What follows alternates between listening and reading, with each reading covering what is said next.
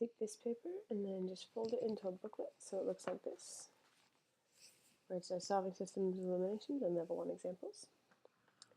Let's take a look. So the first strategy we learned for solving systems is called graphing, and the second is called elimination.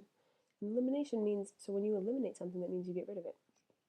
And so what we do here is we have two equations, and what we do is we eliminate one of the variables. Because the issue is the reason I can't just solve this equation is because it has two variables. So if I just eliminate one, then I can solve it. So we're going to start on level 1. So let's take a look. My first equation is 7x minus y equals negative 10, and my second equation is negative 7x plus 5y equals negative 6. Now, what I observe here is that there's a 7x and there's a negative 7x. So I think to myself, what happens when I add 7x and negative 7x? Well, I get 0. They eliminate each other, right? They're opposites. So that's what I'm going to do. I'm going to put a line underneath this, and I'm going to add. And I'm going to add this whole equation to this whole equation. And I'm allowed to do that, right? Just like I can add numbers, I can add equations. So let's see what happens when I do that. This is 7x plus negative 7x, or 7x minus 7x, same thing. That eliminates, right? That just equals 0. I don't even need to write it. This is negative 1 plus 5.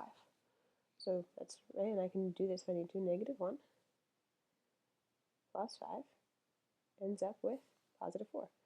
This is positive 4y, negative 10 and plus negative 6. So here I'm adding two negatives, so I add and keep the sign.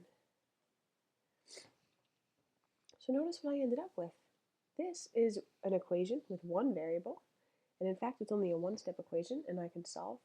I can get y by itself by dividing by 4.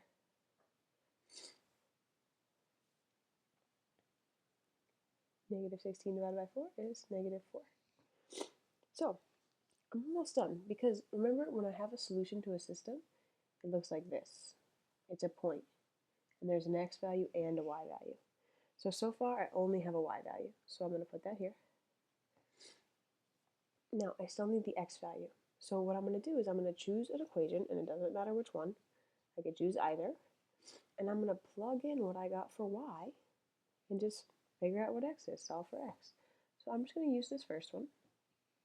If you want to challenge, you can use the second one and plug in y there. It's fine. So I'm going to write 7x minus, now instead of writing y, I'm going to plug in my y value, which is negative 4. Equals negative 10.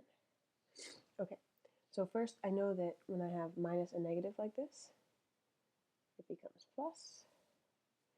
I'm going to subtract 4 from both sides. Right now I'm looking to solve for x. Oh, excuse me.